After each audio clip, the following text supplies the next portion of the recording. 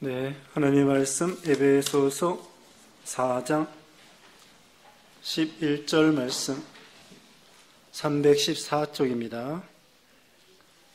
314쪽 에베소서 4장 11절 12절 말씀. 그가 어떤 사람은 사도로, 어떤 사람은 선지자로, 어떤 사람은 복음 전하는 자로, 어떤 사람은 목사와 교사로 삼으셨으니 이는 성도를 온전하게 하여 봉사일을 하게 하며 그리스도의 몸을 세우려 하심이라. 아멘. 네, 이 시간은 김현우 강사님이 우리는 어떤 교사입니까? 이런 제목으로 말씀 증거하시고 세미나 또 이렇게 여러분에게 가르쳐 주실 것입니다. 우리 김현우 강사님은 우리 신대원 나오시고 또 송탄 북부에 계시다가 부교육자로 지금은 명륜교회 중고등부 담당 부교육자이십니다. 그래서 어려서부터 창광교회에서 이렇게 자라났어요. 네, 하나님 말씀을 잘 가르치시고 또 나이가 궁금하시죠? 네, 33살입니다. 33살인데 아이가 둘이에요. 네. 그래서 하나님 말씀 잘 증거해 주실 때 여러분 은혜 받으시기 바랍니다. 네, 이제 나오시겠습니다.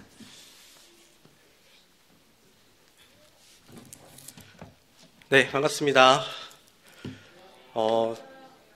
참 귀한 이 주일 오예배 시간에 너무나도 부족한 사람이 가락동북교회 귀한 강단에 서게 되었습니다. 제가 설교도 교회에서 많이 하고 교사 세미나는 정말 수십 차례를 이렇게 다녔었는데 그 어떤 날보다 긴장됩니다. 네, 우리 박하은 목사님 같은 경우에는 제가 신대원 다닐 때 저희 교수님이셨고 또 정승환 목사님이 제 초등부 선생님이셨거든요. 그래서 스승님 두 분을 두고 앞에서 세미나를 하려니까 평소보다 너무 지금 긴장이 돼서 오늘 제가 준비한 걸 잘 할 수 있을까 고민이 됩니다. 원래는 처음에는 교사 세미나를 부탁한다라는 말씀을 해주셔서 이제 제가 주 전공이 교사 세미나다 보니까 교사 세미나의 내용을 준비를 했었는데 이제 학부모님들도 계신다라는 이야기까지 해주셨어요. 근데 골자는 바뀌지 않습니다. 왜냐하면 성경에서 자녀 교육, 다음 세대 교육의 첫 번째 주체가 누구냐면 부모입니다. 오늘날 많은 부모님들이 착각하시는 게 뭐냐면 신앙교육은 교회에서 교육자나 교사가 알아서 시켜주겠지라는 착각을 하십니다. 아닙니다. 자녀 교육, 신앙교육의 첫 번째 주체는 누가 뭐라 하더라도 교사가 아니라 부모입니다. 또 이 자리에 앉아 계시는 우리 어르신들도 많이 계신데요. 우리 어르신도 교회에서 간접적인 교사의 역할을 해주셔야 됩니다. 우리 그런 말이 있죠. 어린아이 한 명을 양육하기 위해서는 온 마을이 필요하다라는 말이 있습니다.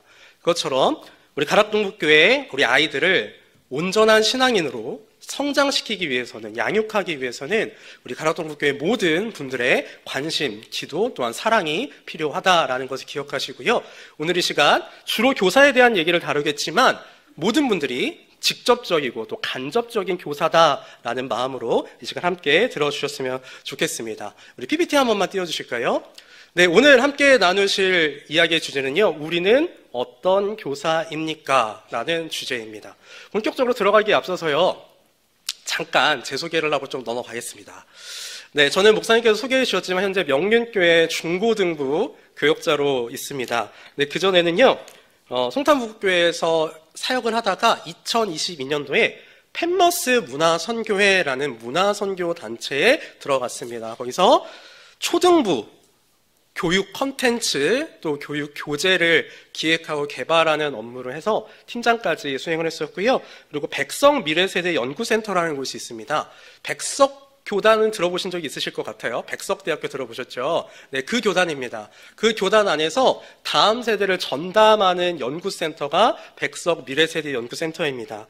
거기서 이제 기획연구원으로 일했었고요. 그와 함께 이제 미라클이라는 것이 있는데요. 뭐 특별한 건 아니고 백석대학교 신학대학원, MDB 과정, THM 과정 하시는 신학생분들, 목사님, 전도사님들이 계시잖아요. 그분들한테 특강 형식으로 제공하는 강의입니다. 한 12주 정도 되는 강의인데 그걸 마치면 백석총회에서 인준하는 교회사역 전문가 자격증을 드립니다. 거기서 이제 초등부 파트 강사로 사역했었습니다. 저를 이제 처음 보신 분들도 계실 텐데 혹시 목소리가 익숙하실 수는 있을 것 같아요. 사경회 때 제가 성경을 좀 많이 읽기 때문에 목소리는 좀 익숙하실 수 있을 것 같습니다. 그리고 저도 아까 목사님 소개시켜 주셨지만 지금 3대째, 저희 딸까지 하면 지금 4대째 우리 교단에서 신앙생활을 하고 있어서 여러분과 같은 신앙의 뿌리를 가지고 있다라고 생각해 주시면 좋을 것 같고요. 오면서도 계속 그런 생각이 들었어요. 우리나라에 정말 교사쌤이나 잘하시는 분들, 부모쌤이나 잘하시는 분들이 있는데 왜 하필 내가 선택이 되었을까라는 그런 부담감과 의구심을 가지고 왔는데 아직 제가 담임 목사님께 여쭤보지는 못했습니다. 끝나고 여쭤보겠지만 부족하더라도 우리 함께 나눠주셨으면 좋겠습니다. 계속 가겠습니다. 자, 우리는 어떤 교사일까요? 우리는요, 기독교 교사입니다. 교회학교 교사이기도 하고요, 또 아이들을 키우는 교사입니다. 그래서 성도님들께 이런 질문을 한번 드려보겠습니다. 원래는 제가 교사 세미나를 하면 20분이 앉아 계시든 30분이 앉아 계시든 다 여쭤보는데 오늘 그럴 수는 없으니까요. 교회학교 교사에게 가장 중요한 덕목은 무엇이라 생각하시나요? 우리 이 시간에 유치부, 초등부, 중고등부 친구들도 앉아 있는데 우리 선생님이 뭐 이런 건 좀 해줬으면 좋겠다라고 한번 생각해 보세요. 우리 부장 선생님들 계신가요 혹시? 네, 대표적으로만 좀 여쭤보겠습니다. 초등부 부장 선생님 계세요? 초등부 부장 선생님? 빨리 손 안 대시는데 이렇게 지목이라도 해주세요. 누구라고? 네, 누구라고? 네, 교회학교 교사에게 필요한 덕목이 뭐라고 생각하시나요? 정답은 없습니다. 사랑, 네, 좋습니다. 중고등부 부장 선생님 계십니까? 중고등부? 네, 뭐라고 생각하시나요? 인내, 네, 좋습니다. 그렇죠. 중고등부에서 인내가 나오는데 공감이 확 됩니다. 네. 자, 이제 마지막 유치부 부장 선생님 계신가요? 유치부? 네, 좋습니다. 사랑. 다 정답입니다. 다 정답이에요. 20분, 30분 여쭤보면 겹치기도 하고 또 다양하게 나오기도 합니다. 근데 다 정답이에요. 다 정답. 여러분이 생각하시는 게 다 정답입니다. 근데 그 여러분이 생각하시는 정답 위에 오늘 제가 드릴 말씀을 조금 더 얹어주셨으면 좋겠어요. 그러면 다음 세대 사역에 있어서 조금 더 도움이 되시지 않을까 싶습니다. 자, 먼저 교회학교에 대한 현재 상황을 조금 이야기해 보려고 합니다. 2025년 현재의 교회학교 추세는 어떨까요? 우리 가락동국교회뿐만 아니라 대한민국에 있는 대부분의 다음 세대 교회학교는 어떻게 되어 있을까요? 이 자료는요, 대한예수교장로회 통합총회에서 나오는 자료입니다. 통합총회가 2022년까지는 정말로 꾸준하게 이렇게 교세 현황을 발표를 했는데 다음 세대 교회학교 현황입니다. 2014년부터 2022년까지 대략 10년 정도를 보시면 숫자가 지금 어떻게 되고 있죠? 매년 줄고 있습니다. 2013년부터 22년까지 그 10년을 보면 작은 부서는 몇천 명대로 떨어지고요. 큰 부서, 그 등락폭이 큰 부서는 거의 만 몇 명대로 떨어지고 있습니다. 차이가 어마어마하죠. 이것처럼 현재 대한민국에 있는 대부분의 교회학교는 미래가 어둡습니다. 여러 가지 이유가 있습니다. 일단 가장 첫 번째로요, 학령 인구 자체가 부족합니다. 초등학교가 굉장히 적죠.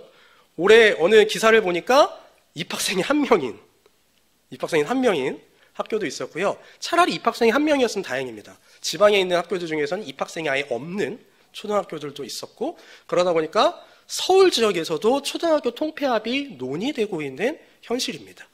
두 번째로 어떤 영향이 있냐면 교회가 사회에게 굉장히 부정적으로 인식되어 있습니다. 아이들을 교회에 보내고 싶지가 않은 거예요. 특히 학부모님들께서. 믿지 않는 학부모님들이요. 당장 우리 가락동국교회는 어떨지 모르겠지만 안 믿는 부모님이 있는 아이들이 그렇게 많지 않습니다. 대부분이 믿는 교회에서 자랐던 부모님들이 자기 자녀를 낳아서 교회학교에 보내서 유지되고 있는 게 현실입니다. 그럼 이 현실 속에서 우리는 어떻게 해야 될까요? 현실이 이러니까, 애들이 적어지니까 우리는 그냥 손 놓고 있으면 되겠습니까?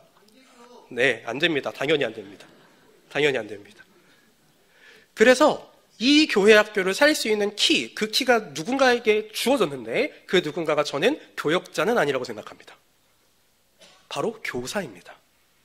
어떤 면에서 교사는 교육자보다 더 중요한 존재입니다. 왜냐하면요, 교육자는 쉽게 바뀔 수 있거든요. 근데 교사는 쉽게 바뀌지 않습니다. 우리나라 교육부서 교육자의 평균 사역기간이요, 2년이 조금 안 됩니다. 그러니까 정말 많이 바뀌는 거죠. 그런데 선생님들이 정말 좋은 선생님으로 든든히 서 계신다면 그 교회학교 부서는요, 절대 흔들리지 않을 겁니다. 게다가 우리 교회학교 교사들이요, 많이 힘듭니다. 힘들어요. 교회학교 교사를 하다 보면요, 크게 두 가지가 깨집니다. 첫 번째 뭐가 깨지냐면요, 시간이 깨져요. 주일에만 애들 가르치는 거 아니죠. 평소에도 아이들 신방해야 되고요, 뭐 카톡 해야 되고요, 이렇습니다. 시간이 깨집니다. 두 번째, 시간 갖게 뭐가 깨지냐면 돈이 깨져요. 애들 만났어요? 입에 뭐라도 넣어줘야 될 거 아니에요. 그죠? 그나마 저 어렸을 때는 학교 앞 근처에 떡볶이집이 웬만한 게 하나씩 있었어요. 떡볶이도 막 1인분에 1,000원 막 이랬거든요. 요새는 이제 엽떡이라는 게 나오기 시작을 해서 떡볶이 값이 만 얼마 막 이렇게 됩니다. 그러니까 애들 먹이는 것도 너무 힘들어요. 근데 더 큰 문제는 뭐냐면, 우리 가락동부교회는 안 그러길 바라지만 교회학교 교사들이 고생하는 걸 알아주는 교회가 별로 없어요. 가령 예를 들어서 주방에서 식당 봉사하시잖아요. 그럼 알아봅니다. 아유, 우리 더운 날에 우리 권사님 우리 밥해 먹인다고 저렇게 땀 흘리시고 고생하신다고 알아봐요. 또 남자분들 같은 경우에는 이렇게 주차 봉사하시잖아요. 갑자기 오늘 오전에 비 왔죠? 이렇게 비 오는 날 주차 봉사하시면 알아봅니다. 아유, 우리 집사님 저렇게 비 오는데 고생한다고. 근데 교회학교 교사들은 그 고생을 알아주는 교회가 별로 없어요. 가장 큰 이유 중에 하나는 눈에 별로 안 띄어요. 아이들하고 있다 보니까. 이따가도 한 번 더 말씀드리겠지만 우리 가락동북교회는 교회학교 교사들이 참 고생하면서 우리 교회 다음 세대들을 키우고 있다, 세우고 있다라는 걸 알아주시고 또 때로는 한 번씩 응원의 말씀 하나씩이라도 던져주시면 좋겠습니다. 자, 그럼 조금 더 본론으로 들어가 보겠습니다. 우리는 어떤 교사여야 할까? 첫 번째는요, 교사다운 교사입니다. 교사는요, 누가 뭐래도 교사다워야 합니다. 네이버에 교사라고 한번 검색을 해봤습니다. 그랬더니만 이렇게 나옵니다. 주로 초등학교, 중학교, 고등학교 따위에서 일정한 자격을 가지고 학생을 가르치는 사람이라고 나옵니다. 여기서 중요한 포인트가 어디냐면요, 일정한 자격을 가지고라는 포인트입니다. 우리 성도님들 중에서도요, 선생님 계실까요, 혹시? 실제 선생님, 뭐 유치원이 됐던, 어린이집이 됐던, 초등학교가 됐던, 중학교가 됐던, 고등학교가 됐던 선생님 계실까요? 네. 아무나 선생님 할 수 있습니까? 아니죠. 자격증이 필요합니다. 그 자격증을 뭐 평생교육원에서 따던, 대학교를 다니면서 따던 자격증이 필요합니다. 그 자격증이 없으면, 국가에서 공인해준 그 자격증이 없으면 교사로 살 수가 없어요. 교사를 할 수가 없습니다. 그런데 교회학교 교사는 어떻죠? 혹시 우리 선생님들 중에서 자격증 따고 교회학교 교사하고 계시는 분 있을까요? 없습니다. 없어요. 선생님들 중에서는 없습니다. 선생님들은요, 대부분 교회에서 임명하시거나 잡혀가세요. 잡혀가세요. 왜 이런 거예요? 예를 들어 내가 정말 교사가 하고 싶어요. 그래서 그 부서 담당 교육자를 찾아가서 나 교사하고 싶어요 라고 얘기하시는 분도 간혹 가다 계시긴 하더라고요. 간혹 가다가. 근데 대부분의 경우는 어떤 경우냐면 교육자나 아니면 부장 선생님이 컨택을 합니다. 저분 우리 부서 선생님으로 괜찮을 것 같은데 컨택을 해요. 아니면 이제 연말쯤 되면 이제 사역자들이 머리가 좀 아파오기 시작하거든요. 이제 선생님들이 한두 분씩 이제 내가 내년에는 못한다라고 이제 약간 이렇게 비추시는 분들이 계세요. 그럼 이제 고민을 하다가 이제 예배 끝나고 나가면 이제 인사하시잖아요, 교육자분들하고. 그러다가 이제 운이 없게 눈이 마주친 경우. 네, 그래서 이제 잡혀가는 경우, 그런 경우들도 있습니다. 그런데 어떤 케이스로 교사가 되셨든지 간에요, 성경은 뭐라고 말씀하시냐면, 우리 오늘 읽은 본문 말씀이신데 누가복음 4장 11절로 12절입니다. 이렇게 말씀하세요. 그가 어떤 사람은 사도로, 어떤 사람은 선지자로, 어떤 사람은 복음 전하는 자로, 어떤 사람은 목사와 교사로 삼으셨으니 이는 성도를 온전하게 하여 봉사의 일을 하게 하며 그리스도의 몸을 세우려 하심이라. 하나님께서는 교회를 위해서 직분자들을 세우셨습니다.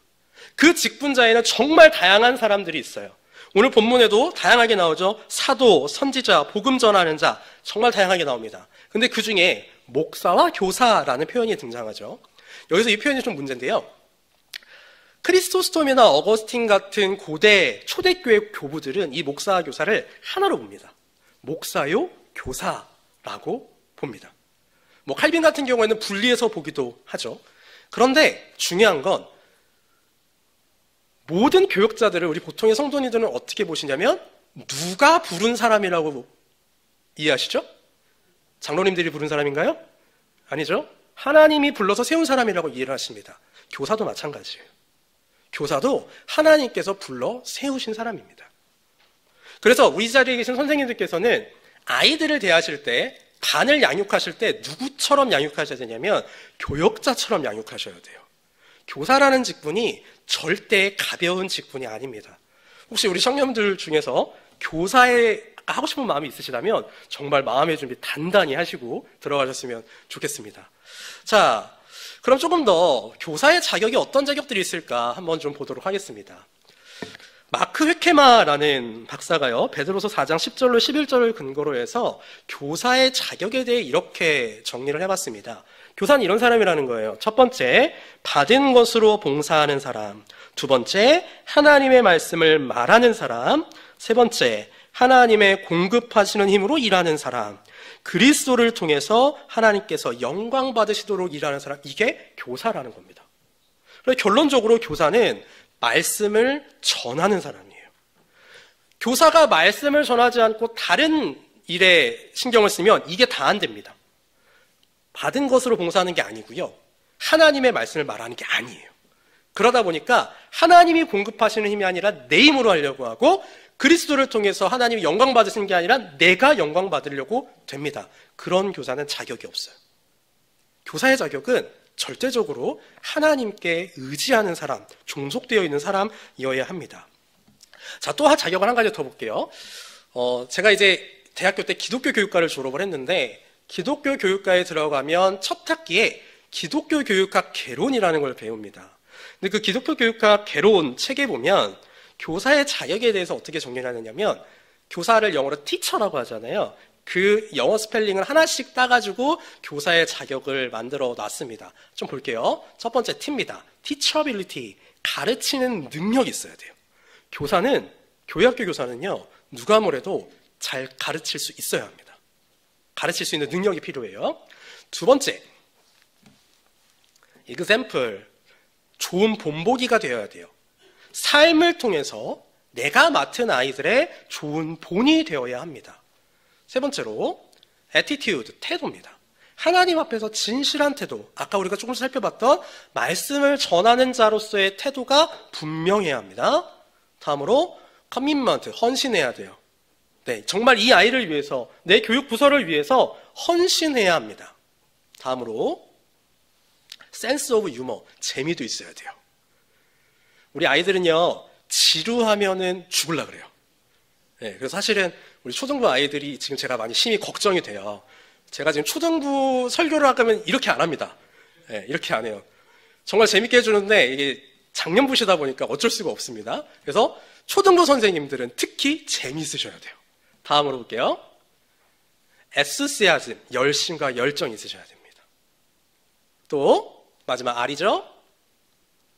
그 relationship with people, 다른 사람들과 관계도 좋으셔야 돼요.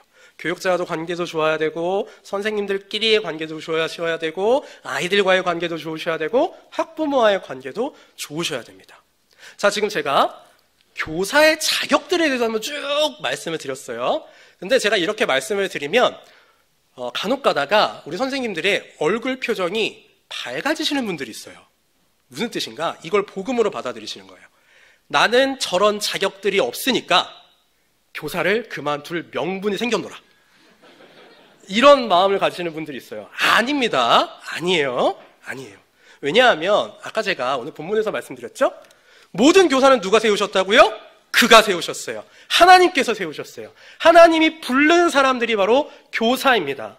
그런데 교사로 부르셨으면 그 교사는 이런 능력들이 있어야 된다고 말씀드렸죠? 갖춰야 되는 거예요. 네. 노력하셔서 갖추셔야 됩니다. 그래서 나를 부르신 그 하나님의 부르심에 합당한 교사가 되어야 합니다. 우리 선생님들께 자꾸 부담을 드려서 죄송하지만 우리 선생님들 정말 자격 갖추셔야 됩니다. 지금 제가 말씀드릴 것 외에도 여러 가지 자격들이 있어요. 뭐 아까 말씀하셨던 아이들을 향한 사랑, 아이들의 오래 기다려준 인내, 그 모든 것들이 우리 교사에게는 필요합니다. 자, 다음으로 넘어가겠습니다. 교학교 교사는 또 어떤 교사여야 되냐면요, 학생을 이해하는 교사이어야 합니다. 가르치기 위해서는요, 가르치는 대상에 대한 이해가 필수적입니다. 그 가르치는 대상을 이해하지 못하면 효율적인, 효과적인 교육을 할 수가 없어요. 자, 그래서 제가 오늘 죄송합니다. 조금 머리 아픈 얘기를 할게요. 학적인 얘기 2가지만 하겠습니다. 자, 첫 번째로요, 피아제라는 사람을 조금 소개하려고 합니다. 이 피아제는 교육학 하신 분들은 다 아세요. 심리학 하신 분들도 조금 아시고요. 이 피아제라는 사람이 인지발달 이론이라는 거를 이야기를 했는데, 이게 뭐냐면 우리 아이들이 태어나서 성인이 될 때까지 어떻게 인지하는 능력이 발전하는가에 대해서 정리를 해본 겁니다. 근데 이 이론의 글자가 잘 보일지 모르겠는데 조작이라는 말이 좀 많이 보이실 거예요. 뭐 전조작기, 구체적 조작기, 형식적 조작기, 이런 말이 많이 보이실 텐데, 여기서 말하는 이 조작은 뇌를 조작한다라고 생각하시면 돼요. 뇌를 내 마음대로 얼마나 컨트롤할 수 있는지, 조종할 수 있는지, 그걸 말하는 겁니다. 그래서 연령이 보이시죠? 우리 감각운동기의 0세에서부터 2세가 보이시는데, 얘들은 아직 뇌를 자기 마음대로 조작할 수가 없어요. 우리 유치부 선생님들 좀 공감되실지 모르겠어요. 0세에서 2세 정도. 요거 많입니다. 그러니까 우리나라 나이로 하면 1살에서부터 3살 정도 되겠죠. 얘들은 그냥 직관적으로 들어오는 거예요. 눈으로, 귀로. 그래서 좋으면 좋고 싫으면 싫어요. 그냥 그 감각으로 바로 이어 붙는 겁니다. 또 그 다음으로 전조작기가 있는데, 이 전조작기가 대부분의 어린이집 유치원에 해당하는 나이대입니다. 2살부터 7살 정도인데, 이 전조작기는 뇌를 사용을 하긴 하는데 정말 조금 사용해요. 정말 조금. 그래서 이때 아이들은요, 언어 습득을 통해서 상징적 표현도 습득은 할 수 있어요. 그리고 아직까지는 정말 고급적인 사고를 할 수가 없기 때문에 자기중심적이에요. 자기중심적. 아까 목사님께서 제가 아기가 둘 있다고 말씀해 주셨잖아요. 첫째가 지금 5살인데 걔가 3살쯤, 4살쯤 됐을 때 항상 입에 달고 사는 말이 뭐냐면 나예요, 나. 그래서 저희 교회 전도사님을 보면 내 전도사님이야, 막 이런 식으로 이제 얘기를 하는 거죠. 그게 자아중심성입니다. 그리고 물활론적인 게 있다고 말씀드렸죠. 물활론은 뭐냐면 모든 게 살아있다고 생각하는 거예요. 그래서 우리 아이들 보면 자기 좋아하는 인형 갖고 와가지고 잘 때 같이 이불 덮고 자죠. 네, 그게 물활론적인 거죠. 또 그 다음으로 넘어가겠습니다. 구체적 조작기가 있습니다. 요거는 초등학교 연령대예요. 이때부터는 아이들이 내 뇌를 조금씩 더 컨트롤할 수 있습니다. 그래서 경험에 기초해서 사고할 수도 있고요. 비논리적인 거 막 좀 흩어져 있는 것, 퍼즐들을 모아서 논리적으로 사고할 수도 있어요. 그리고 다양한 변수를 고려해서 상황도 파악하고 시간도 파악할 수 있습니다. 그리고 이때부터 분류화도 할 수 있어요. 예를 들면 창세기는 구약성경, 마태복음은 신약성경, 이게 가능합니다. 그 전까지는 창세기는 성경, 마태복음도 성경, 약간 이 정도라면 조금 더 고급적인 사고를 할 수 있다는 거죠. 그리고 마지막으로 형식적 조작기에 넘어가면 그냥 내 뇌를 마음대로 다 쓸 수 있어요. 그래서 추상적인 이야기를 하더라도 이해할 수 있습니다. 근데 그 전까지는 안 돼요. 초등부 아이들한테 추상적인 얘기를 많이 하잖아요. 그럼 아이들의 표정이 한결같이 똑같습니다. 저게 무슨 소리지라고 약간 이제 저희 표현으로 영혼이 빠져나간다고 표현을 하는데, 애들이 눈에 초점이 없어요. 이해가 안 가는 거죠. 제가 지금 이 얘기를 드리는 이유가 뭐냐면, 우리 아이들이 잘하고 있는 그 상황을 이해하지만 각 부서 교사, 교육자들이 그에 맞는 교육을 할 수 있다라는 겁니다. 한 가지만 더 보죠. 자, 이 사람은 제임스 파울러라는 사람인데요. 신학자입니다. 근데 보수적인 신학자는 아니에요. 근데 이 사람이 신앙발달 이론이라는 거를 만들었는데, 이렇게 쭉 연구를 하다 보니까 기독교인뿐만 아니라 종교를 갖고 있는 사람들이 대부분 신앙이 나이에 따라서 발달을 하더라라는 거를 발견한 겁니다. 우리가 주목할 부분은 사실 요 빨간 박스 아니에요. 일단 영아기부터 보겠습니다. 영아기는 사실 단계도 못 들어갑니다. 파울러는 어떻게 생각했냐면 영아기 아이들한테는 신앙이 없다라고 생각했어요. 근데 우리 유치부 선생님께 여쭤볼게요. 영아기 아이들한테 신앙이 없나요? 있어요. 있어요. 그래서 제가 이 이론을 100% 맞습니다라고 표현드릴 수는 없어요. 참고만 해주세요. 자, 근데 영아기에는 아직 말을 못하죠. 말을 해봤자 이 정도가 답니다. 근데 이때 아이들은 뭐를 통해서 배우냐면 관계를 통해서 배웁니다. 쉽게 말해서 교회 학교 선생님, 교회의 전도사님이 좋은 사람이잖아요. 그러면 누구도 좋은 사람으로 인식이 되냐면 하나님도 좋은 분으로 인식이 돼요. 이해되시나요? 그러면 우리 혹시나 이 자리에 영아기 아이들을 키우시는 부모님들이 계시다면 우리 아이들한테 무조건적으로 뭐만 지급이 막 주입이 돼야 돼요? 사랑만 주입돼야 돼요. 그 아이들은 내가 느끼는 저 사람과의 관계를 통해서 신앙을 익히게 됩니다. 두 번째로 유아 그리고 학령 전기 이때 아이들은 아까 뇌를 아직 조작을 잘 못한다고 말씀드렸죠. 그래서 직관적이에요.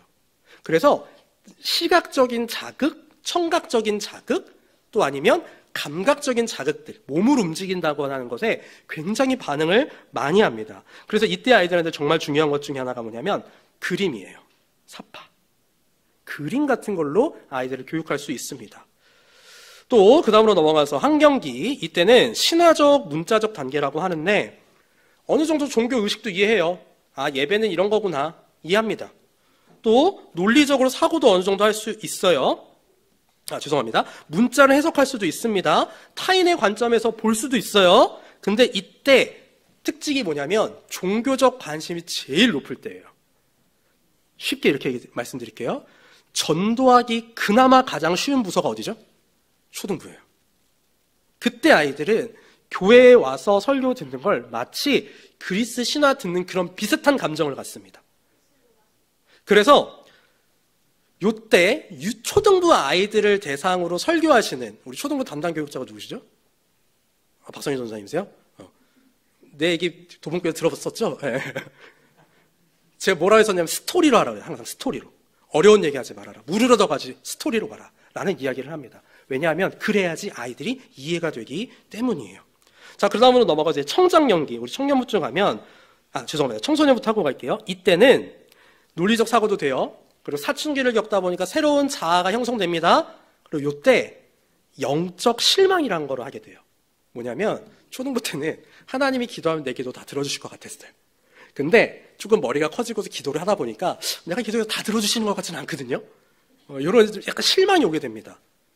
근데 이 실망이 뭘로 바뀌어야 되냐면 이 실망이 나만의 하나님으로 바뀌어야 돼요. 나만의 신앙이 정립되는 시기입니다. 이때부터 우리 청년부에 이르는 그 시기가요. 게다가 이 청소년 때 가장 중요한 특징이 뭐냐면 집단 의존적이라는 거예요. 우리 청소년부 선생님들 공감할지 모르겠어요. 한 명 아이 만나기는 좀 어려운데 친구 같이 데리고 오라 그러면 와요. 왜 그러냐면 혼자는 조금 부담스럽거든요. 근데 이때 청소년 아이들은 한 2명 정도만 돼도 부담감이 확 떨어져요. 애들이. 게다가 이때쯤 되면 부모님보다 친구가 좋을 나이죠. 마찬가지입니다. 교회에서도요. 지금까지 배운 나의 신앙은 아직 별로 없어요. 우리 부서의 신앙이 곧 누구의 신앙? 나의 신앙이 됩니다. 그러니 청소년부에서 접근하실 때는 되게 집단적으로 접근을 하셔야 돼요. 한 명 한 명도 관심을 가지셔야 되는데 어떻게 하면 우리 반이 공통적으로 올라갈까? 우리 부서가 공통적으로 올라갈까? 그 고민을 조금 하셔야 됩니다. 자, 청장경기는 이제 쉽게 말하면 나만의 신앙이 완성되는 단계입니다. 자, 근데 제가 아까 이 이론을 정확합니다라고 말씀드릴 수 없다라고 했어요. 왜 그러냐면요. 우리 가락동북교회 초등부에는 이런 아이가 좀 있었으면 좋겠는데 우리 가락동북교회 아이들 중에 권사님이나 장로님만큼 믿음이 좋은 아이들 있나요 혹시? 간혹 가다가 어떤 교회 가보면 진짜 쟤는 진짜 지금 바로 목사 주셔서 교회 개척시켜도 막 교회를 할 것 같은 애들이 있어요. 네. 신앙 발달은요 꼭 나이에 맞지 않아요. 나이에 맞지 않습니다. 주로 따라가지만 나이랑 달라요.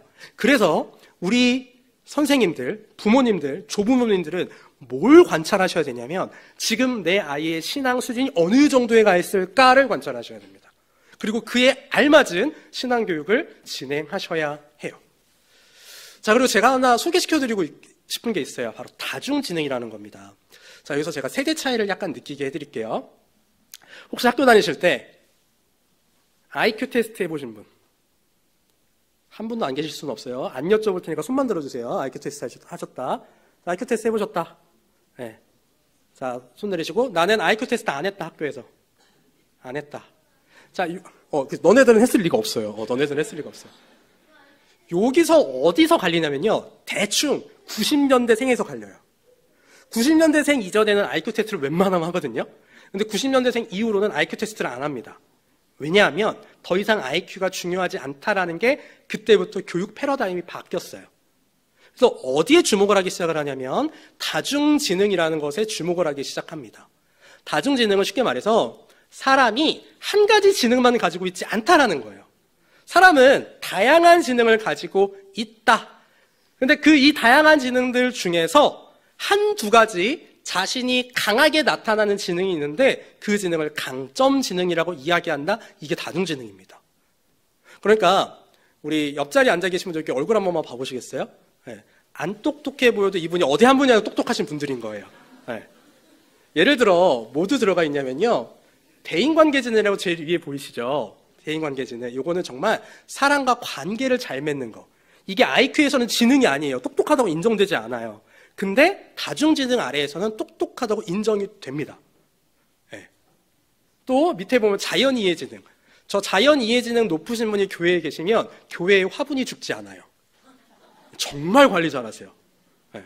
또 대인관계지능 높으신 분하고 친하잖아요. 그럼 인생이 좀 편해집니다. 여러 가지 되게 잘 챙겨주시거든요. 뭐 생일 때마다 기프티콘 보내줘. 아니면 또 우리 조금 연세 있으신 우리 할머님 권사님 집사님들 세대에서는 대인관계 높으신 분들 있으면 집에서 맛있는 만찬을 꼭 갖다 주세요. 네, 그게 대인관계 지능입니다.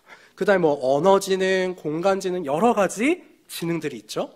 이 지능들을 제가 왜 말씀드리냐면 우리 아이가 어떤 게 강한지를 보는 거예요. 예를 들어 언어지능이 높은 아이들은 예배하고 분만 공부할 때 말로만 해도 전혀 문제가 없습니다. 다 이해해요. 다 이해해요. 그런데 언어지능이 낮고 신체운동지능이 높은 아이들은 말로만 하잖아요. 죽어버리고 싶어요. 몸을 가만히 둘 수가 없어요. 그거는 걔가 집중력이 부족한 게 아니라 이 지능과 안 맞아서 재미가 없는 거예요. 그럼 그런 아이들은 어떻게 하면 될까요? 쉽게 말해서 성경구절 하나를 외우는데 바닥에다 퍼즐을 던져놓습니다. 그리고 니들이 움직여서 맞추라는 거예요. 그러면 그 아이들은 성경을 더 쉽게 암송할 수 있어요. 음악지능이 높은 아이들은 어떨까요? 성경 구절에다가 또 아니면 오늘 내가 가르쳐야 될 부분에다가 뭘 입히면 돼요? 음악을 입혀요. 요 다중지능이 우리 아이들의 한 명 한 명의 강점을 가지고 가르칠 수 있는 아주 중요한 도구가 되어줍니다. 그래서 제가 기독교 교육을 하는 사람으로서 꿈이 하나 있는데 저는 요 다중지능 따라서 반을 만드는 게 꿈이에요. 네. 그래서 언어지능 높은 아이들은 말 잘하는 선생님 붙여주고 신체운동지능 높은 아이들은 조금 젊은 선생님 붙여서 계속 움직이면서 가르치게 하고 이게 제 꿈입니다. 그래서 우리 가락동북교회에서 우리 아이들이 어떤 지능이 강한지 한번 잘 살펴봐 주세요. 그리고 이 다중지능을 잘 살펴보셔야 되는 게 중요한 게 뭐냐면 그걸 통해서 우리 아이들의 어떤 은사를 받았나를 알 수 있어요. 그래서 진로 지도까지 가능합니다. 대표적인 사례만 하나만 말씀드릴게요. 제가 좋아하는 배우 중에 조정석이라는 배우가 있는데요. 그 조정석 배우가 연기를 하게 된 계기가 누구 때문인지 혹시 아시나요? 전도사님 때문이에요. 전도사님이 교회에서 이렇게 보니까 음악도 잘하고 끼가 있어. 그래서 그 아이를 이제 연극과로 보냈어요. 그러니까 우리 선생님들도 사실은 부모님들은 발견하기가 쉽지 않아요. 네, 왜냐하면 마냥 좋아 보이거든요. 근데 좀 객관적으로 봐야 되거든요. 그래서 우리 교회학교 선생님들께서 이런 부분도 우리 아이들을 관찰해 주시면 우리 부모님과 훨씬 더 폭넓은 이야기를 할 수 있고 우리 부모님들도 이런 다중지능적인 관점에서 아이들을 바라봤을 때 하나님이 내 아이에게 주신 장점이 무엇인가 잘 발견하실 수 있을 겁니다. 다음으로 넘어가겠습니다. 제가 정말 강조하고 싶은 부분이 요겁니다. 우리 선생님들, 부모님들, 우리 아이들의 문화를 이해해 주세요 라는 겁니다. 자, 근데 그럼 문화가 뭘까요? 문화가 뭘까요? 보통 이렇게 문화라고 제가 단어를 딱 던져드리면 대부분은 어떻게 생각하시냐면 머릿속에 극장, K-팝, 드라마, 노래 이런 걸 생각하세요. 신기에 말하는 문화활동을 생각하시죠. 근데 저는 문화를 그렇게 정의하지 않습니다. 문화는요, 삶입니다. 무슨 말이냐? 각 문화들은요, 그 삶의 모습으로 나타나게 돼 있어요. 가령 예를 들어 제가 섬기는 명륜교회, 그리고 지금 우리 가락동북교회 같은 교단 안에 있고 같은 장로교지만 그 교회의 모습과 분위기는 다르죠. 왜요? 문화가 다르니까요. 우리 가락동북교회에 계시는 성도님들 한 분 한 분 가정 들여다보면 문화가 다 다를걸요. 사시는 모습이 다 다릅니다. 네, 문화가 달라서 그래요. 즉 아이들의 문화를 이해하자라는 것은요, 아이들의 삶을 이해하자라는 겁니다. 그래서 그 아이들의 삶의 수준에 맞게 우리가 아이들에게 접근하자라는 것이 우리가 교사로서 해야 될 일입니다. 자, 그러면 아이들의 문화를 이해하기 위해서 뭘 좀 봐야 될까? 키워드 하나를 드릴게요. 밈입니다. 밈. 혹시 밈에 대해서 처음 들어보시는 분들도 계실 거예요. 아마 우리 어르신들은 거의 처음 들어보실 것 같아요. 저게 뭐지? 이게 민다는 건가? 뭐 이렇게 생각을 하실 수 있죠. 아닙니다. 이 밈이라는 건요, 이렇게 정의해요. 인터넷 커뮤니티나 SNS 등지에서 퍼져나가는 여러 문화의 유행과 파생, 모방의 경향 또는 그러한 창작물이나 작품의 요소를 총칭하는 용어다. 어려우니까 그냥 간단하게 설명드릴게요. 유행하는 영상, 노래, 모든 걸 합친 걸 밈이라고 합니다. 근데 이 밈이라는 게 아이들의 삶 속에 정말 깊숙하게 들어가 있어요. 자, 지금부터 제가 몇 가지 단어를 드릴 건데요. 머릿속에 뭐가 처음에 생각나시나 한번 보세요. 아파트입니다. 아파트. 우리 지금 온 세대가 다 모였기 때문에 이 아파트를 딱 들었을 때 생각나시는 게 다를 거예요. 어떤 분들은 이게 생각나실 거예요. 뭘 좋아하실지 몰라서 다 넣어봤어요. 뭘 좋아하실지 몰라서 다 넣어봤습니다. 내가 사는 뭐 레미안이 됐든 뭐 이편한 세상이 됐든 오다가 쌍용 아파트 있더라고. 그런 아파트가 생각나실 분들도 있고, 또 어떤 분들은 이게 생각나실 수도 있어요. 그죠? 이제 야구 좋아하시는 분들. 네. 이제 요걸 이제 요새 이 밈에서는 구축 아파트라고 얘기합니다. 자, 그 다음, 재건축 아파트. 이제 로제가 불렀던. 이게 얼마나 유행이 강력했냐면요. 5살 땐 저희 딸도 이 노래를 되게 좋아해요. 그래서 뒤에서 막 제가 운전하고 있어서 이 노래를 틀어서 뒤에서 막 이러고 있어요. 네, 이러고 있어요. 우리 아이들도 아마 굉장히 익숙할 거예요. 그죠? 자, 그 다음으로 넘어가 있습니다. 그냥 PPT만 계속 띄워놔주셔도 돼요. 저 안 비춰주셔도 됩니다. 자, 다음. 영어 단어가 나왔네요. 고트라는 단어입니다. 고트. 뭘까요? 되게 어른들은 염소를 생각해요. 염소를. 근데 이게 뭐의 약자냐면요. 보통 축구에서 나온 건데, greatest of all time이라는 약자예요. 그러니까, 역대 최고, 짱! 이런 뜻입니다. 자, 이런 용어들을 알고 계시면, 이제 우리 중고등부 같은 데서 어떤 적용이 가능하냐면, 얘가, 정말 요새 너무 훌륭해서, 야, 너 요새 고트 같아. 딱 이런 식으로 하는 거죠. 제가 지금 이 밈을 알려드리는 이유, 또 밈에 관심을 가져달라는 이유는 뭐냐면, 아이들의 언어로 아이들과 소통해달라는 이유입니다. 아이들은요, 귀에 들려야 돼요. 들려야 돼요. 이게 교육과도 바로 직결돼서 연결이 되는데, 그건 조금 이따가 다시 말씀드리겠습니다. 자, 다음. 여기 뭘까요? 보세요. 애들은 바로 알죠? 브로스타즈예요. 브로스타즈. 브로스타즈. 너도 브로스타즈 하니? 그치. 브로스타즈가요, 게임이거든요. 초등학생부터 고3까지예요. 전 세대를 아우르는 게임입니다. 이거 나온 지 꽤 오래됐는데 아직도 인터넷에 검색하면 모바일 게임 순위 3위 밖으로 나가질 않아요, 이 게임이. 자, 근데 제가 이걸 보여드리는 이유가 뭘까요? 우리 선생님들 게임하세요? 아니요. 아이들이 게임하는 걸 이용하시라는 거예요. 예시 들 때, 저는 저희 중고등부에서 설교 예시를 들 때 게임 예시를 되게 많이 들어요. 이 브로스타즈가 3명까지 같이 할 수 있거든요. 그러니까 아이들한테 이런 얘기를 하는 거예요. 얘들아, 너네 브로스타즈 게임 3명 하는데 이 3명이 다 따로 놀면 짜증나지? 힘들지? 화나지?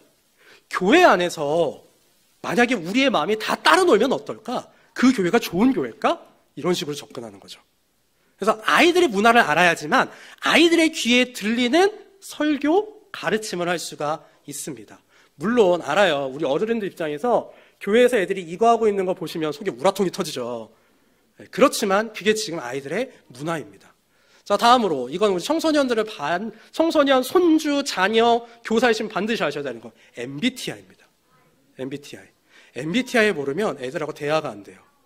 근데 MBTI를 잘 활용하잖아요. 그럼 아이들의 귀에 바로 꽂히는 설교가 가능합니다.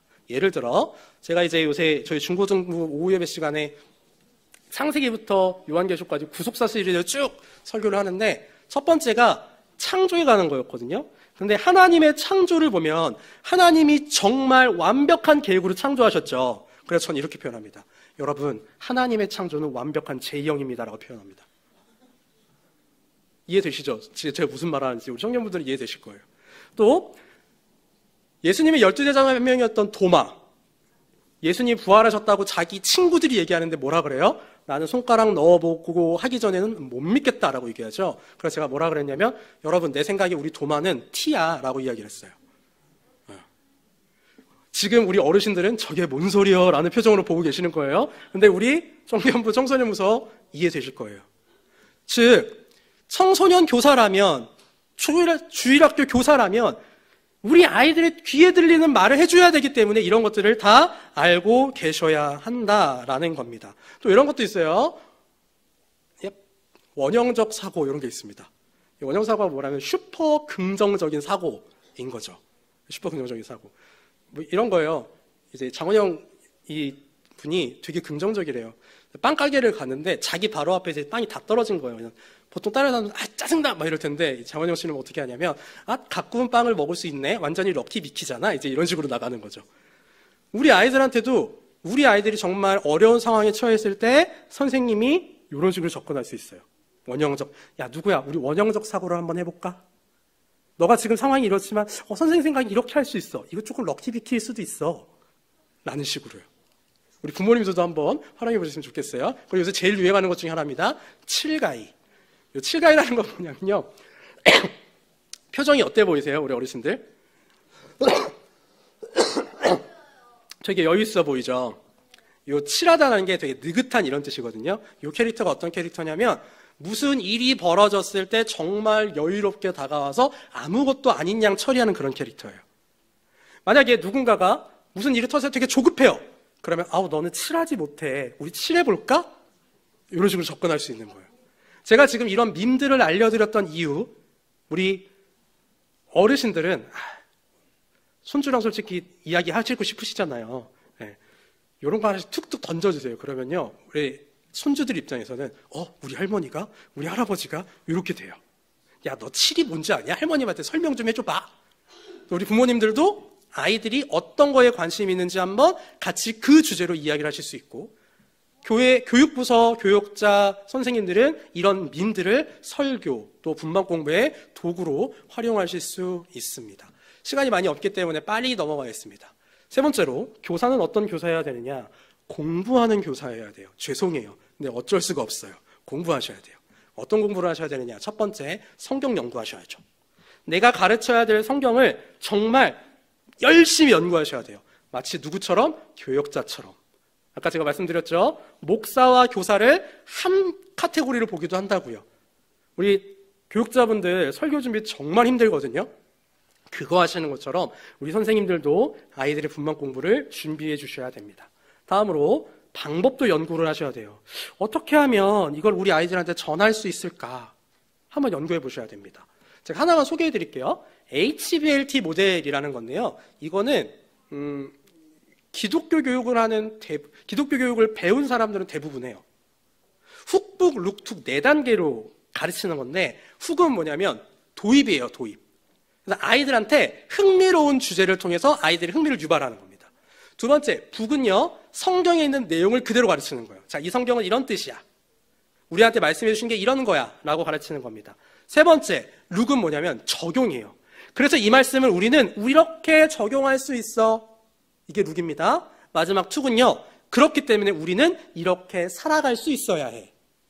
지금 이해되시나요? 지금 현재 나와 있는 기독교 서점에 가시면 정말 많은 교육 교재들이 있거든요. 뭐 제가 다 말씀드릴 수는 없어요. 제가 있었던 홀리키즈, 하나바이블, 히즈쇼, 이런 여러 가지 있는데 대부분 다 이 모델을 사용합니다. HBLT 모델을 사용해요. 그래서 우리 선생님들이 분반 공부 준비하실 때 이런 것들을 생각해 주셨으면 좋겠어요. 세 번째로 누굴 연구하셔야 되냐면 학생들을 연구하셔야 돼요. 아까 제가 보여드렸던 아이들의 문화도 이해하셔야겠지만 개별적으로 우리 아이는 어떤 아이지 아셔야 됩니다. 그래서 그 개별적으로 맞는 방법으로 아이들을 가르치시는 거죠.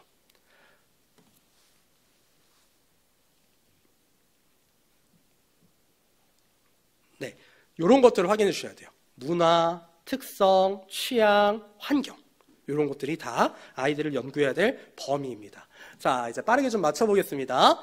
자, 핵심 키워드만 한번 드릴게요. 지금까지 너무 길어서 지루했다? 요것만 들으셔도 사실은 괜찮습니다. 자, 첫 번째로 우리는 교회학교 교사로서 또 아이를 키우는 부모로서 어느 부분을 신경 써야 되느냐? 관계를 신경 쓰셔야 된다는 거예요. 관계.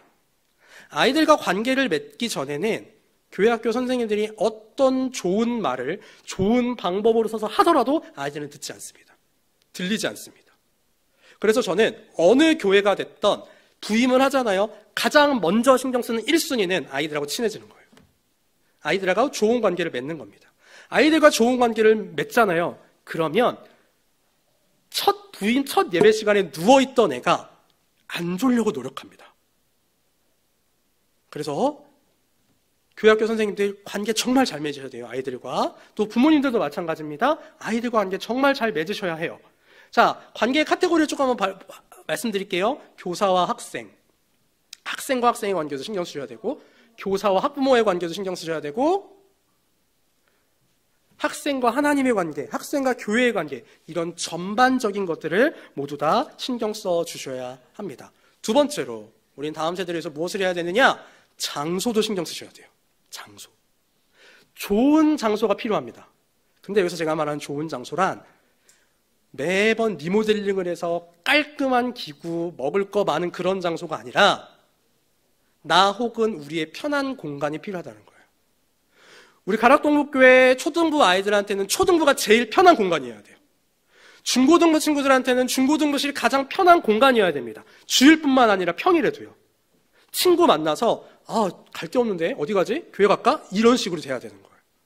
그래서 시설이 최신식이건 아니면 조금 오래됐건 그 공간이 아이들의 맞춤 공간이 되어 있을 때 그 아이들은 그 장소가 편하게 느껴지고 그 장소에서 선포된 하나님의 말씀을 더 편안하게 효과적으로 들을 수 있습니다.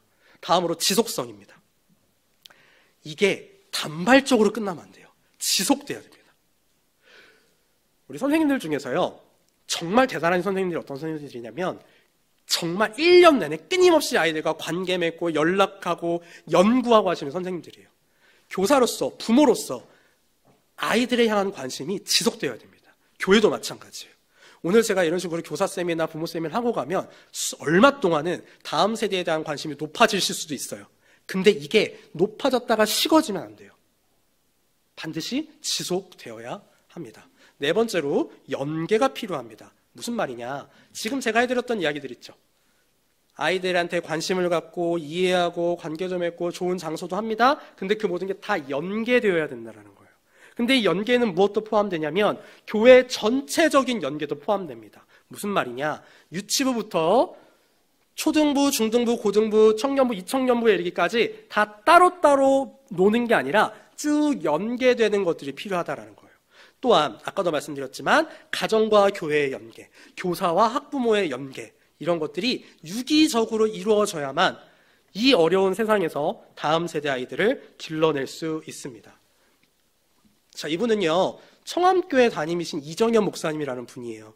우리나라에서 교사 사역, 다음 세대 사역에 있어서는 요즘 가장 잘 나가시는 분인데요. 이정현 목사님께서 다음 세대 부흥에 대해 A, B, C, D를 얘기하셨는데 이것만 살펴보고 정리하겠습니다. 첫 번째로 예배입니다. 다음 세대 아이들한테 가장 먼저 우선시대에서 해줘야 될 건 뭘까? 간식이 아니에요. 예배예요. 우리 아이들이 바른 예배를 드릴 수 있게 만들어야 된다는 겁니다. 그래서 이정현 목사님이 하는 얘기, 제가 하는 얘기랑 맥락이 같은데요. 예배는 재밌어야 돼요. 근데 재밌어야 된다는 게 그 예배 시간에 댄스 파티를 벌이세요 이런 게 아니라 아이들의 귀에 들리는 예배, 아이들이 이해할 수 있는 예배를 해야 한다라는 겁니다. 아까 제가 각 연령별대로 발달에 대해서 쭉 설명을 드렸어요. 왜 그랬다고 말씀드렸죠? 그 아이들이 어떤 수준에 있는지를 알아야 그 아이들의 맞는 단어로 전달할 수 있습니다. 아까 제가 예시 보여드렸죠. 저는 청소년 사역을 하고 있기 때문에 그 인터넷 밈에 있는 것들을 아이들이 알아요. 그래서 그 아이들이 이 밈을 전달했을 때 들린다라는 것도 알고 있습니다. 그래서 그런 식으로 사용하는 거예요. 참 재밌는 게 뭐냐면 우리 아이들은요, 말씀이 들어가잖아요, 들리잖아요, 그럼 바뀝니다. 그러면 바뀌어요. 제가 우스갯소리로 그 바뀌는 아이들을 보면서 다음 세대 사역을 못 끊는다라고 얘기할 정도로요. 죄송해요, 이런 표현 드려서. 우리 어른들은 예배 시간에 안 떠드세요. 별로 졸지도 않으세요. 어떤 분들은 노트 필기도 열심히 하십니다. 근데 삶의 변화는 별로 없어요. 우스갯소리로 교회 문 막 나가면서 정신 차린다고 제가 표현해요. 아이고, 내가 깜빡 말씀으로 변화될 뻔했다고. 근데 우리 아이들은 말씀이 들어가잖아요, 바뀌어요. 그래서 예배가 제일 먼저 중요합니다. 두 번째, B, 바이블 앤 프레이어, 훈련해야 돼요. 예배가 들려지기 시작한 아이들은 성경과 기도로 훈련시켜야 됩니다. 이게 양육의 단계죠. 다음으로 전도해야 돼요. 나가서 전해야 됩니다. 요새 서울 지역은 전도하기 진짜 힘들거든요. 뭐만 하면 교회에 전화 와요. 진짜 너무 힘들어요. 어떨 땐 짜증날 정도로 힘듭니다. 그런데도 가야 돼요. 물론 가는 방법들은 인터넷에 정말 많이 나와 있어요. 저보다 훌륭하신 사역자분들이 소개해 주신 게 많거든요. 우리 각 부서에 맞는 방법 한번 찾아서 해주셨으면 좋겠고, 전도 얘기를 조금 더 하고 넘어갈게요. 제가 세미나 했던 교회 중에 이제 항상 이제 저희에게 세미나를 제공해 주는 교회가 있는데, 저기 천호동에 있어요. 근데 그 교회 가면요, 깜짝 놀랐던 게 중학교 1학년만 20명이 있는 거예요. 다른 학년은 막 5명, 6명인데 얘네 학년만 이상하게 비대해요. 그래서 제가 초등부 부장 선생님한테 여쭤봤어요. 이게 어떻게 된 일이냐. 그랬더니 선생님 한 분이 매일 나가서 전도를 한 거예요. 매일 나가서. 그래서 애기 한 명 친구들 이만큼을 데리고 온 거죠. 전도하면 돼요. 할 수 있어야 됩니다. 마지막, 딜라이트. 좋아해야 돼요. 아이들이 좋아하는 거를 해줘야 됩니다. 너무 비맞추라는 얘기는 아니에요. 교회에서 아이들 게임하게 놔주세요 이런 얘기가 아닙니다. 예배 시간에 게임하게 놔주세요 이런 얘기 절대 아닙니다. 아이들이 좋아하는 말씀을 듣게 해주셔야 돼요. 그러니까 좋아하는 단어, 좋아하는 활동, 이런 것들을 통해서 우리 아이들이 교회에, 예배에 정착할 수 있도록 만들어 주어야 한다라는 겁니다. 자, 제가 드릴 얘기는 거의 다 드렸어요. 사실은 이게 1시간 30분짜리인데요. 제가 평소에 이제 오후 예배가 3시에 끝나시잖아요. 그래서 어떻게든 3시에 맞춰보려고 지금 열심히 달렸습니다. 자, 이제 마무리를 조금 해보려고 합니다. 디모데전서 1장 12절 말씀을 보면 제가 정말 좋아하는 말씀인데 이런 말씀이 있습니다. 우리 같이 한번 읽어보실까요? 시작. 나를 능하게 하신 그리스도 예수 우리 주께 내가 감사함은 나를 충성되이 여겨 내게 직분을 맡기심이니. 우리 교사 선생님들 누가 세우셨다고요? 하나님이. 왜요? 충성하라고? 아니요. 충성되이 여기셔서 세우셨대요. 그러면 충성하셔야 됩니다. 또 이 자리에 계신 부모님들, 우리 부모님들도 가정에서 제일 중요한 교사라고 말씀드렸어요. 내 아이, 어쩔 때는 하나님이 나한테 왜 이런 애를 주셔가지고 나를 이렇게 힘들게 하시나 라고 생각하실 수도 있겠지만, 아니요. 그 아이를 맡아서 하나님의 자녀를 키울 수 있으니까 주신 거예요. 그렇다면 그 아이를 위해서 수고하셔야 됩니다. 근데 중요한 건 내 힘으로는 못해요. 내 힘으로 못해요. 우리 선생님들, 부모님들, 그리고 이 자리에 계신 우리 어르신들, 특히 어르신들께 간곡히 부탁드리는데 내 손주 위해서 정말 열심히 기도하셔야 되고요. 우리 가락동북교회 다음 세대 유치부, 초등부, 중등부, 고등부, 청소년들, 청년부를 위해서 정말 기도해 주셔야 돼요. 왜냐하면 스가랴 4장 6절에 이런 말씀이 있습니다. 같이 한번 여기까지 읽어보실게요. 시작. 그가 내게 대답하여 이르되 여호와께서 스룹바벨에게 하신 말씀이 이러하니라. 만군의 여호와께서 말씀하시되 이는 힘으로 되지 아니하며 능력으로 되지 아니하고 오직 나의 영으로 되느니라. 내 힘, 내 능력으로 안 됩니다. 제가 앞에 말씀드렸던 거, 그래 내가 아이들의 밈도 이해하고 아이들의 발달 관계도 이해하고 성경도 정말 잘 연구하고 방법도 좋은 방법을 찾았어요. 근데 하나님한테 붙들리지 않으면 우린 그거 못합니다. 아이들이 바뀌지 않아요. 하나님을 믿고 성령님을 의지하는 그 힘으로 이 일들을 잘 감당해 나가셨으면 좋겠습니다. 이 일들을 위해서 우리 가락동북교회 아마 교육자분들 또 장로님분들 정말 고민 많이 하실 것 같아요. 어떻게 하면 우리 아이들을 잘 세워나갈 수 있을까? 특별히 이 죄악 많은 세상에서, 이 악한 세상에서 어떻게 할 수 있을까 고민이 되실 겁니다. 저희 명륜교회도요, 사실 그 고민들이 정말 많았어요. 저희 명륜교회가 이제 올해로 세워진 지 72년이 됐는데, 올해, 좀 도전을 하나를 했습니다. 교재를 바꿨어요. 그러니까 저희 교회가 아시다시피 이제 교단공과를 계속 사용을 했었는데, 교재를 싹 바꿨습니다. 제가 이제 있었던 펜머스의 교재를 싹 바꿨어요. 그 이유가 뭐냐면, 선생님들이 조금 더 준비하실 수 있게, 또 아이들이 자기 수준에 맞는 교재를 사용할 수 있게. 그래서 오늘 아침에 이제 초등부 가봤더니, 초등부 이렇게 교재가 있거든요. 아이들이 열심히 스티커 붙이고 그림 그리고 뭐 하고 있어요. 이런 변화들도 모르겠습니다. 가락동교회에 필요하실지 안 하실지는 모르겠어요. 이거는 우리 아마 선생님이나 우리 장로님이나 담임 목사님께서 고민하실 부분이죠. 저는 그냥 던질 뿐입니다. 그런데 가장 중요한 건, 교재도 중요하지만 그보다 더 중요한 건 선생님입니다. 아이들은 무엇을 배우는지도 중요하지만 누구한테 배우는지도 정말 중요합니다. 우리 선생님들이 정말 좋은 선생님, 좋은 부모님들이 되셔서 각자의 위치에서 우리 다음 세대를 키우셨으면 좋겠습니다. 제가 매번 세미나 할 때마다 구호처럼 외치고 마치는 게 있는데요.